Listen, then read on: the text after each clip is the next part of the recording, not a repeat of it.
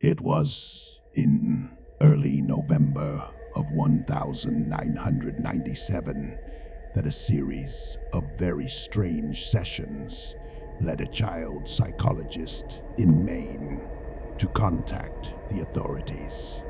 It began when a patient of his began to tell him about one of their friends, this friend being imaginary as far as both the psychiatrist and the boy's parents were concerned.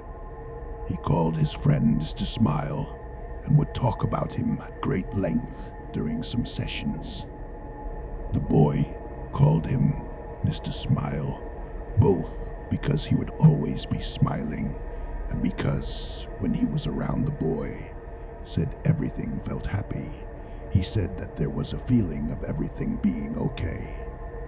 The boy in question was being treated for serious issues to do with anger and depression. But when Mr. Smile was around, he said that all the anger and the sadness seemed to just disappear. He said that Mr. Smile wouldn't speak, but rather just stand there at the foot of his bed.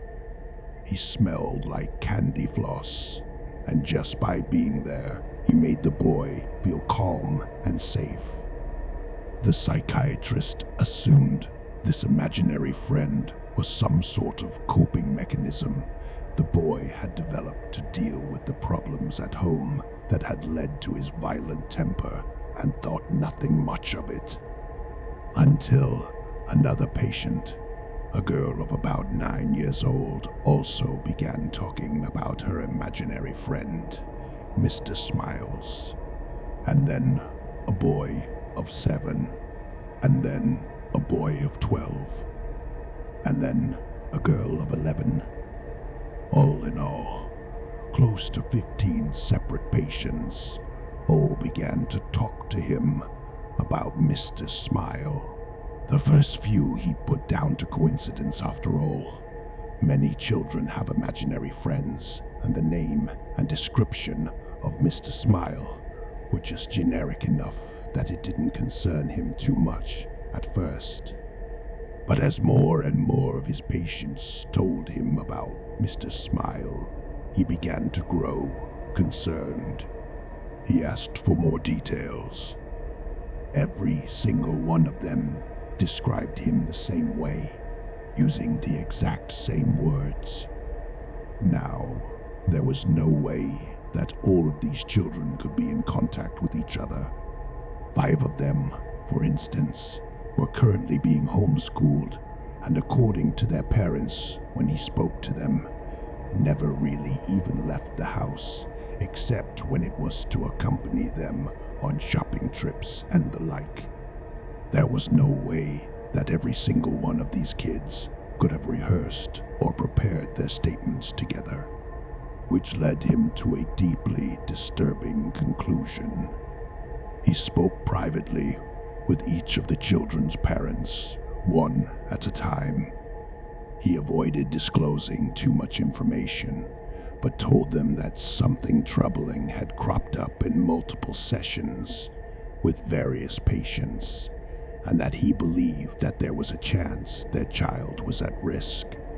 He asked for their permission to discuss matters with the authorities, and the parents gave their consent, provided they were kept in the loop as to what was going on. And so, over the course of the next week, the police came and talked to the children about their friend. They asked for details about his appearance, which they couldn't seem to describe, apart from the smile, and that he was not like them, how he got a house. He said, or did, he was there, because by this point, the psychiatrist, the parents, and the police were all convinced that Mr. Smile was quite real and quite dangerous. The authorities had checked to make sure there were no known predators living in the area, which they had confirmed was not the case. But it was quite clear that whoever this Mr. Smile was. He was a real person who had been sneaking into the homes of these children at night. None of the children claimed to know how he got in. They said they would just wake up and he'd be there at the foot of their bed. Sometimes they said he would be singing something, but not in English. It sounded like a lullaby, they said. It made them feel safe. Finally, the children were asked to draw Mr. Smile, as they couldn't put into words how he looked. Each and every one of the children picked up a red crayon and proceeded to color in the entire page until it was just a rectangle of red. When asked about this, they insisted that they had drawn Mr. Smile. When asked where his head, arms, and legs were, they would insist that they had drawn those. They claimed that they had drawn a perfect picture of the man at the foot of their bed, and when they were told that they had simply colored in the page and not drawn anything at all, they became deeply angry, feeling that they were being accused of lying and insisting that what they had drawn was a picture of the man they had seen. Acting more on a hunch than anything else, the psychiatrist decided to show one of the colored-in rectangles to the various children and ask them what it was. Each and every one of them, with no knowledge of what the picture was supposed to be or who had drawn it, and with no knowledge that the other children that had been spoken to about this subject even existed, replied that it was a picture of Mr. Smile. Cameras and baby monitors were placed in the children's rooms so that they could be monitored. Many of the parents simply stopped sleeping altogether, staying up all night staring at the screens that displayed where their children slept. At no point did anyone enter or exit the bedrooms. No sounds except for them snoring or occasionally talking in their sleep were heard over the baby monitors. There was no sign of Mr. Smile. After almost 2 weeks of this, many of them began to doubt that Mr. Smile had ever existed. Other psychiatrists since have put the whole thing down to some strange shared delusion that, while it couldn't be explained yet, did not have any basis in reality. Some suggested that maybe this whole Mr. Smile thing had its basis in a TV show or film that the children had all watched, leading them all to dream up something similar. Then one of the boys went missing. The camera in his room had gone dead at around 2 in the morning. His mother had run to check in on him, only to find his room empty. It had literally taken her less than a minute to run to his room.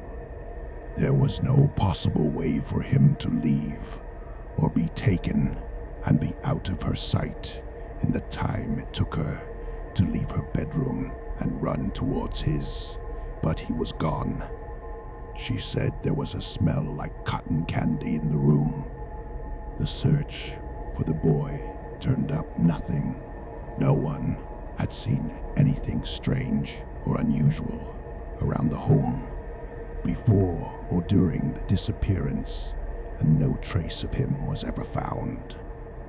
It was less than a week later that one of the girls who had spoken of Mr. Smile vanished as well. Then another boys. One by one, each of them began to disappear until only 4 remained. The 4 remaining children began to talk about how Mr. Smile and his friends were going to take them away soon. When asked about these friends, they talked about how Mr. Smile lived with the other smiling men in the happy place, and that he would take them there soon. They said that there were lots of people there already, and that in the happy place everything was beautiful. They said that they knew about it because Mr. Smile talked to them in their heads, because he couldn't talk like other people did, and that he would show them pictures in their heads of the place they were going. Things began to get increasingly disturbing. After a few weeks, the children began complaining of headaches and nausea.